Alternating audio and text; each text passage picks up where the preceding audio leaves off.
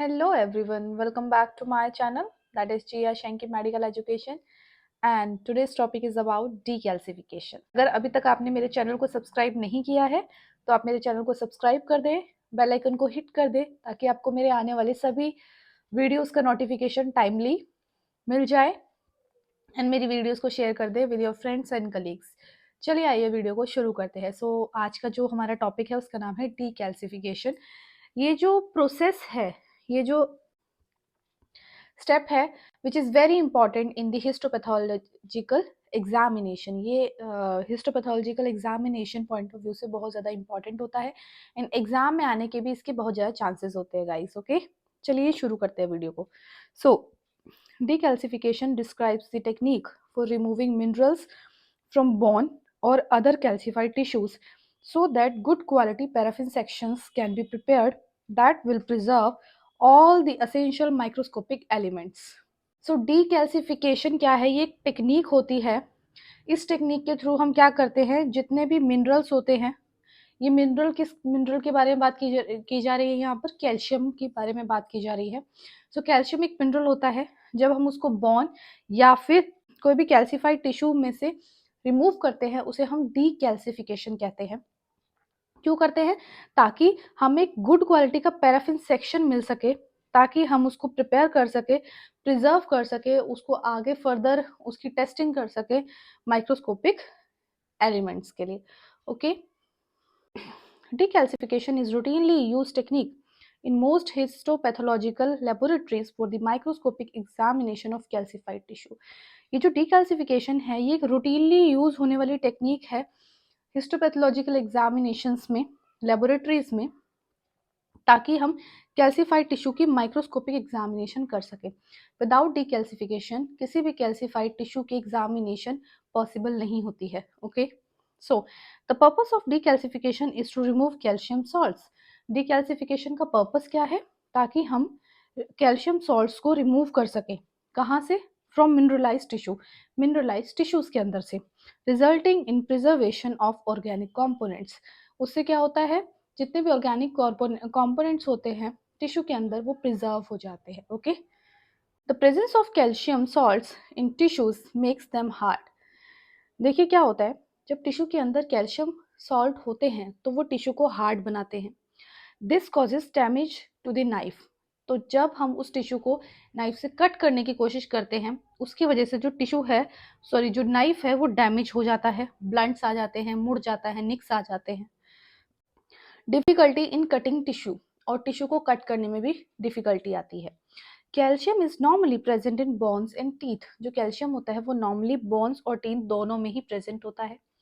Calcium में also भी present in normal tissues in pathological conditions. जो कैल्शियम है वो नॉर्मल टिश्यूज में भी प्रेजेंट होता है, लेकिन किसी भी पैथोलॉजिकल कंडीशन के दौरान, मतलब कि डिजीज्ड कंडीशन के दौरान हो सकता है, जैसे कि necrotic tissue in tuberculosis, tuberculosis के दौरान नेक्रोटिक टिश्यूज के अंदर प्रेजेंट होना। ओके,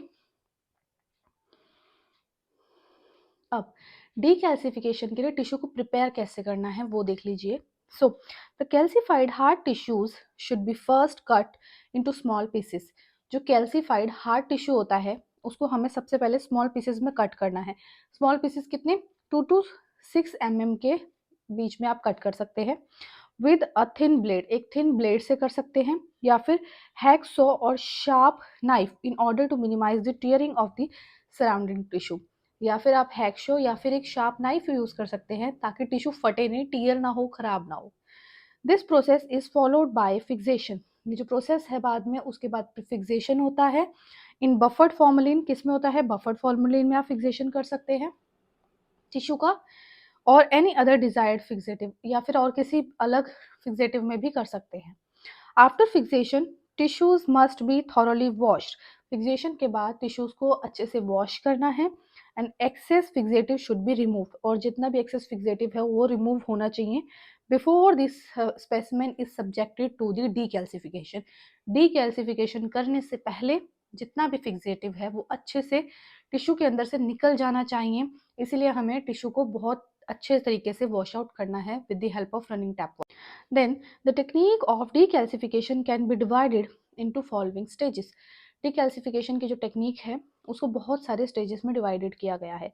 पहले हम टिश्यू को सिलेक्ट करेंगे, सिलेक्ट करने के बाद उसको फिक्स करेंगे, फिक्स करने के बाद वॉश करेंगे, वॉश करने के बाद डीकैल्सिफिकेशन करेंगे, एसिड से न्यूट्रलाइज करेंगे एंड देन उसकी वॉशिंग करेंगे। ओके, तो ये स्टेप्स हैं। अब बात करते हैं फर्स्ट स्टेप के बारे में, सिलेक्शन ऑफ टिश्यू। टिश्यू को सिलेक्ट कैसे करना है। देखिए, अगर बोन यूज करेंगे आप तो उसके लिए क्या करेंगे, by using fine tooth bone saw. एक टूथ बोन सॉ होता है जिसकी हेल्प से आप बोन के थिन स्लाइसेस, पतले पतले स्लाइसेस कट कर सकते हैं। The slices should not exceed 4 to 5 mm in thickness. जो स्लाइसेस है उसका रेंज 4 to 5 mm का रहना चाहिए, उससे ऊपर नहीं होना चाहिए। The cut surfaces should be retrimmed to remove damaged areas. जो कट सर्फेसेस हैं उनको हमें रीट्रिम करना है ताकि डैमेज एरिया को हम रिमूव कर सकें आफ्टर डीकैल्सिफिकेशन एंड वॉशिंग। जब डीकैल्सिफिकेशन कर लो या फिर वॉशिंग कर लो उसके बाद रीट्रिम आप कर सकते हैं। कैल्सिफाइड टिश्यू को कैसे करेंगे, a sharp knife is used to cut calcified tissue. Bone के लिए हुक सॉ यूज करते हैं एंड कैल्सिफाइड टिश्यू के लिए हम शार्प नाइफ को यूज करते हैं ताकि हम उसे कट कर सके। सॉ भी इसमें यूज किया जा सकता है। Duration of decalcification will depend on the degree of calcification. कितने टाइम तक डीकैल्सिफिकेशन होगा वो डिपेंड करता है कि कैल्शियम आयंस, जो कैल्शियम सॉल्ट्स है वो टिश्यू के अंदर कितनी मात्रा में प्रेजेंट है। Okay, then we have second step which is fixation. So bone marrow is best fixed in Zenker formal. जो bone marrow होता है उसको बहुत अच्छे से फिक्स हम कर सकते हैं Zenker formal में, और any other routine fixative which may preserve the tissue cell, for example formalin। formalin में भी कर सकते हैं जो कि टिश्यू के सेल्स को अच्छे से प्रिजर्व करने का काम करता है। Then third, decalcification. So it may be carried out as follows। बहुत सारे स्टेप से हम डीकैल्सिफिकेशन कर सकते हैं। एक है by using a dilute mineral acid. हम डाइल्यूट मिनरल एसिड से ट्रीट कर सकते हैं फॉर द डीकैल्सिफिकेशन। इसमें हम कैल्शियम का सिंपल एक सॉल्वेंट लेते हैं और उसमें उसको डिप करके रखते हैं, ठीक है, एंड सेवरल चेंजेस में उसको चेंज करते रहते हैं सक्सेसिव डेज के लिए। Then by forming simple combination of calcium with ion exchange resins, हम क्या कर सकते हैं कि एक कैल्शियम कॉम्बिनेशन का सिंपल फॉर्मूला बना सकते हैं आयन एक्सचेंज रेजिन के साथ में और उससे ट्रीट कर सकते हैं। Then by using chelating agent, chelating agent को यूज कर सकते हैं। चिलेटिंग एजेंट क्या करते हैं, जो कैल्शियम आयंस होते हैं उनको बाइंड कर देते हैं, उनको बाइंड कर देते हैं, उनकी जो पावर होती है उसको खत्म कर देते हैं। Then by removal of calcium from tissue by using electrophoretic technique, या फिर आप electrophoretic technique के थ्रू भी कैल्शियम सॉल्ट को फ्रॉम दी स्पेसिमेन रिमूव कर सकते हैं। ओके गाइस, ये कुछ 4 मेथड्स होते हैं जो आप यूज कर सकते हैं। इसमें वीडियो में हम एसिड वाला यूज करने वाले हैं which is very important for your examination point of view, ठीक है। सो आपको वीडियो में मेरे साथ बने रहना है। देन अब डिकैल्सिफिकेशन के बाद एसिड का न्यूट्रलाइजेशन करेंगे हम। So tissue should be neutralized before washing by treatment with alkali such as 5 gram per DL lithium और सोडियम सल्फेट। वॉशिंग करने से पहले हमें टिश्यू को न्यूट्रलाइज करना पड़ेगा। न्यूट्रलाइज करेंगे सो हम इसके लिए अल्कलाई यूज करेंगे। पहले एसिड के साथ ट्रीट किया, अब अल्कलाई के साथ ट्रीट करेंगे। वो अल्कलाई क्या हो सकती है, 5 ग्राम पर डीएल लिथियम ले लो या फिर सोडियम सल्फेट ले लो। ओके, उसके बाद वॉशिंग करेंगे। सो it is carried out for 2 to 4 hours in alcohol. हमने क्या करना है, 2 to 4 आवर्स के लिए अल्कोहल में वॉशिंग करनी है और ओवरनाइट इन वाटर, और उसके बाद ओवरनाइट उसको वाटर में रखना है ताकि जो भी पहले हमने एसिड न्यूट्रलाइजेशन किया था उस दौरान जो अल्कलाई सोल्यूशन उसके अंदर गया है टिश्यू के अंदर वो भी अच्छे से रिमूव हो जाए और टिश्यू हमारा न्यूट्रलाइज हो जाए, ना उसके अंदर एसिड हो ना उसके अंदर अल्कलाई हो। Okay guys, now let us talk about the decalcification के एक्चुअल में करना कैसे है, होता क्या है एग्जैक्टली, ठीक है। सो ये देख लो। So it is process in which remove the calcium और calcium salt from hard tissue और bone is known as decalcification. Decalcification actually में क्या होता है, ये एक प्रोसेस होता है, ये एक टेक्निक होती है, ठीक है, इन विच जिसमें हम कैल्शियम और कैल्शियम सॉल्ट को किसी भी हार्ड टिश्यू या बोन में से रिमूव करते हैं। क्या करते हैं, रिमूव करते हैं, उसको हम बोलते हैं decalcification. Decalcification are based on different factors. बहुत सारे फैक्टर्स होते हैं जिसके ऊपर डीकैल्सिफिकेशन बेस है। वो फैक्टर्स क्या हैं उसके बारे में देख लीजिए। क्या है, साइज ऑफ टिश्यू, टिश्यू का साइज कितना है, कॉन्सेंट्रेशन ऑफ डीकैल्सिफाइंग फ्लूइड, जो डीकैल्सिफाइड फ्लूइड है उसका कॉन्सेंट्रेशन कैसा है, वॉल्यूम ऑफ फ्लूइड, फ्लूइड का कॉन्सेंट्रेशन कैसा है, टेम्परेचर कितना है, टाइम ऑफ डीकैल्सिफिकेशन, डीकैल्सिफिकेशन के लिए आप टाइम कितना प्रोवाइड कर रहे हैं. Okay, then we have criteria of a good decalcifying agent. एक डीकैल्सिफाइंग एजेंट का क्राइटेरिया क्या है, उसकी एप्लीकेशन क्या है, वो किस तरीके का होना चाहिए, उसके बारे में यहाँ पे बात की जा रही है. सो रिमूवल ऑफ कैल्शियम कम्प्लीटली, जो डीकैल्सिफाइंग एजेंट है वो कुछ इस तरीके का होना चाहिए कि वो कैल्शियम सॉल्ट्स को प्रॉपरली कम्प्लीटली रिमूव कर दे किसी भी स्पेसिमेन के अंदर से. Does not cause damage to tissue cells और फाइबर, स्पेसिमेन के अंदर जो टिश्यू सेल है और फाइबर है वो जो डीकैल्सिफाइंग एजेंट है वो उसको डैमेज ना करे. देन डीकैल्सिफिकेशन की स्पीड भी अच्छी हो and does not interfere in staining technique, और डीकैल्सिफिकेशन के बाद स्टेनिंग टेक्निक भी अच्छे से परफॉर्म हो सके, स्टेनिंग टेक्निक के अंदर किसी भी तरीके की कोई प्रॉब्लम ना आए. ओके,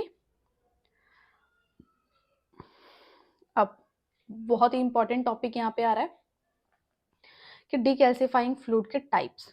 बहुत इंपॉर्टेंट है, काफ़ी बार शॉर्ट क्वेश्चंस में आ जाता है, ठीक है, या फिर एक मेन पूरा क्वेश्चन भी आ जाता है कि डीकैल्सिफाइंग फ्लूइड्स के बारे में बताइए आप.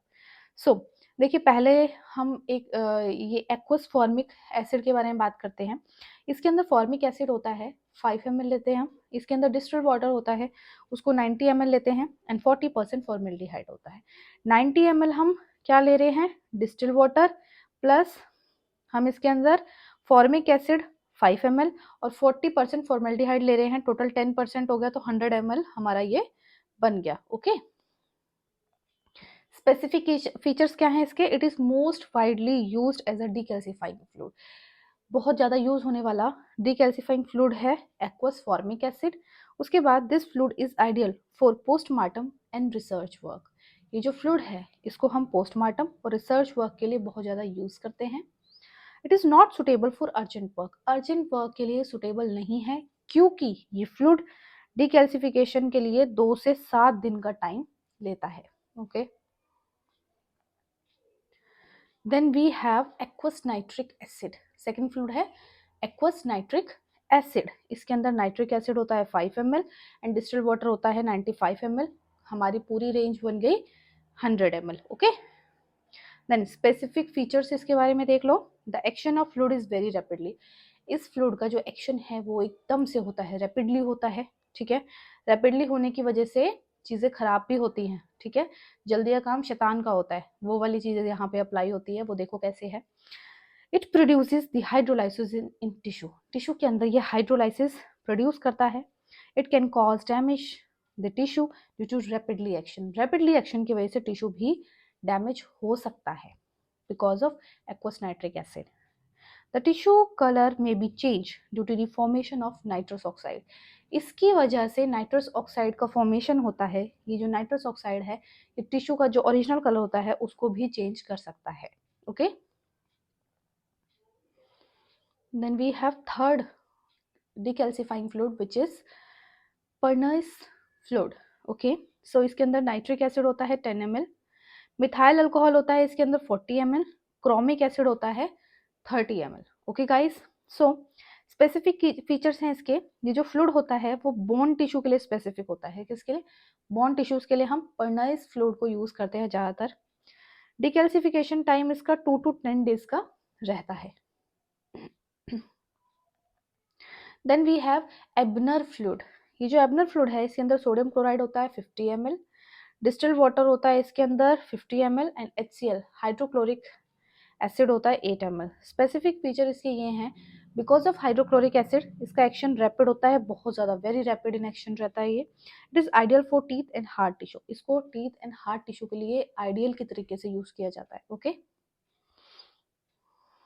Then we have fifth one which is Bouin's fluid. Picric acid होता है बॉइंस फ्लूइड में 500 ml, फॉर्मेलिन होता है 167 ml एंड फॉर्मिक एसिड होता है 33 ml. स्पेसिफिक फीचर हैं इसके, it is mostly used in research work. इसको ज़्यादातर रिसर्च वर्क के लिए यूज़ किया जाता है. स्लोली इन एक्शन रहता है. It is produce little tissue damage. इसकी वजह से टिश्यू थोड़ा थोड़ा डैमेज भी हो सकता है. डीकैल्सिफिकेशन का पर्पस क्या है, what is the purpose of decalcification? So देखिए, decalcification is necessary to smooth cutting of bone and other calcified tissue for the preparation of section. जब हमारे पास टिश्यू आता है तो हमें उस टिश्यू को टिश्यू प्रोसेसिंग से निकालना होता है और उसके सेक्शंस बनाने होते हैं। सेक्शंस बनाने के बाद हम स्मीयर बनाते हैं। अगर नॉर्मल टिश्यू है, उसके अंदर कोई भी कैल्शियम आयन नहीं है, तो वो इजीली कट होगा और आराम से सेक्शंस बनेंगे। लेकिन अगर उसके अंदर कैल्शियम है, उसकी वजह से वो टिश्यू हार्ड हो जाता है। हार्ड होगा तो वो टिश्यू हम करने की जब कोशिश करेंगे, हमारा नाइफ भी खराब होगा, टिश्यू भी खराब होगा एंड माइक्रोस्कोपिक स्टडी भी नहीं अच्छी होगी। उसके लिए हमें डीकैल्सिफिकेशन करना बहुत ही ज़्यादा इंपॉर्टेंट होता है, नेसेसरी होता है।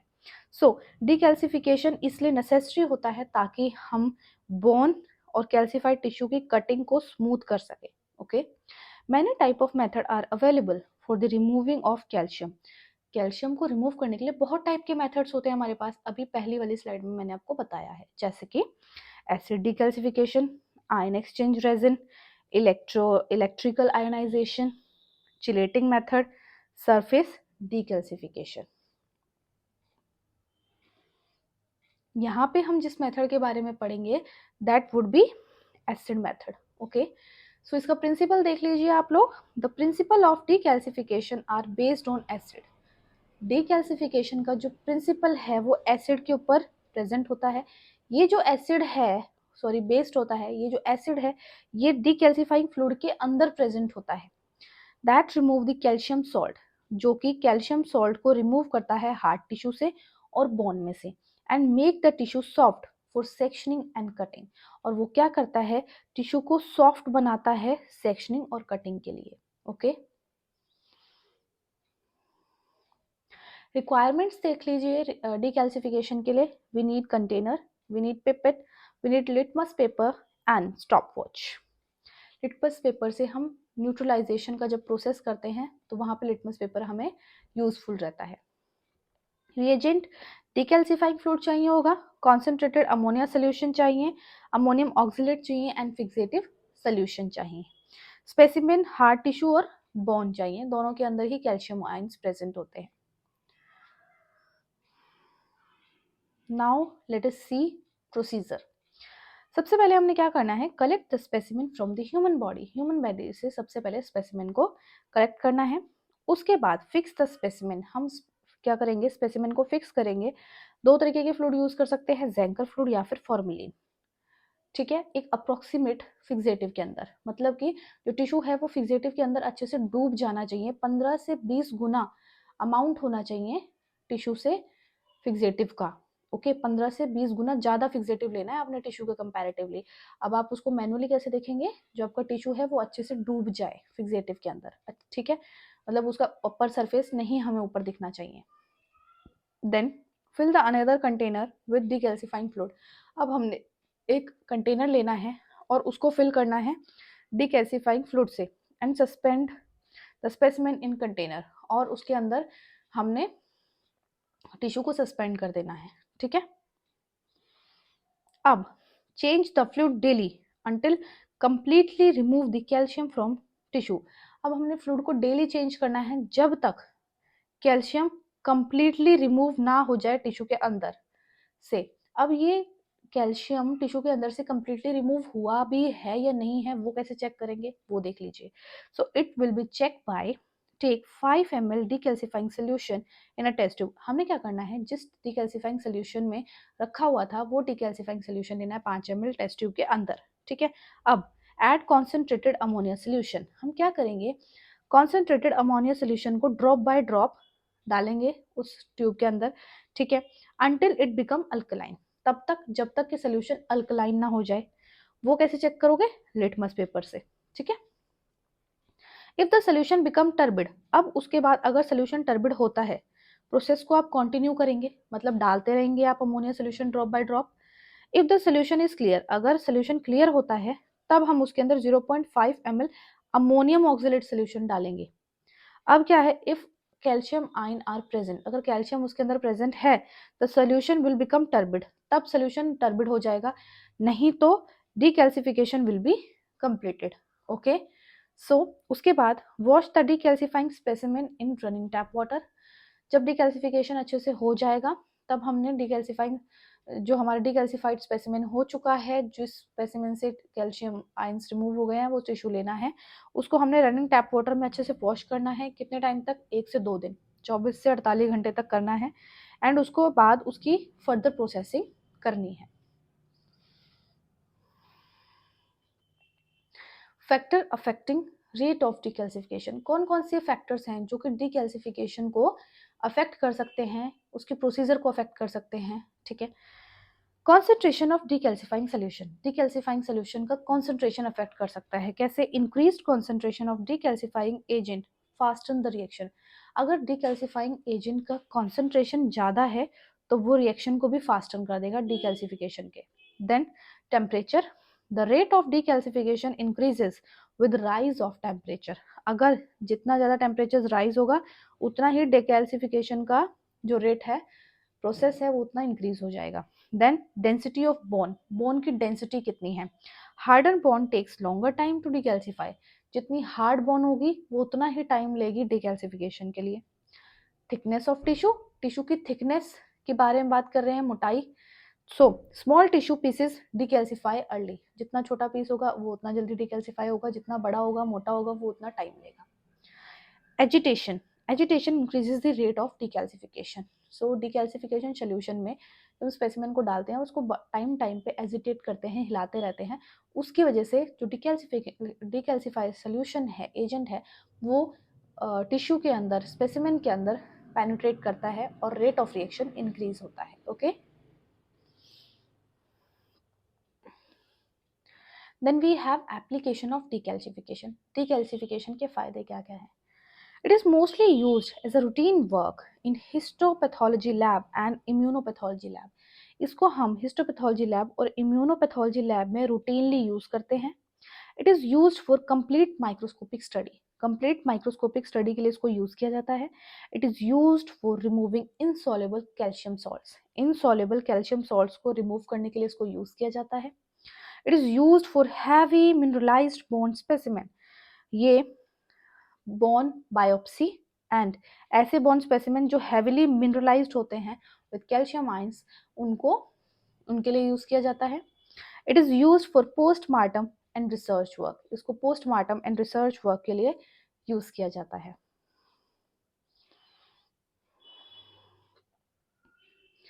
So guys, that was it for this video. Decalcification का ये जो वीडियो है यहीं तक था। अगर आपको मेरे वीडियोस हेल्पफुल लगते हैं, आपको ये टॉपिक से हेल्प मिली है, मेरे समझाने का तरीका अच्छा लगता है, तो प्लीज़ आप मेरे चैनल को सब्सक्राइब करें, बेल आइकन को हिट करें एंड अपने फ्रेंड्स कलीग्स के साथ वीडियोस को शेयर करें एंड कमेंट में बताएं कि वीडियो कितना हेल्पफुल रहता है। लाइक कर दें वीडियो को एंड साथ में प्लीज़ कमेंट में ये भी बताएं कि आप कहाँ से मेरी वीडियो देख रहे हैं एंड इस टाइम आप DMLT कर रहे हैं, BMLT कर रहे हैं, which course you are doing right now. So guys, once again, please do support women empowerment. Thank you very much.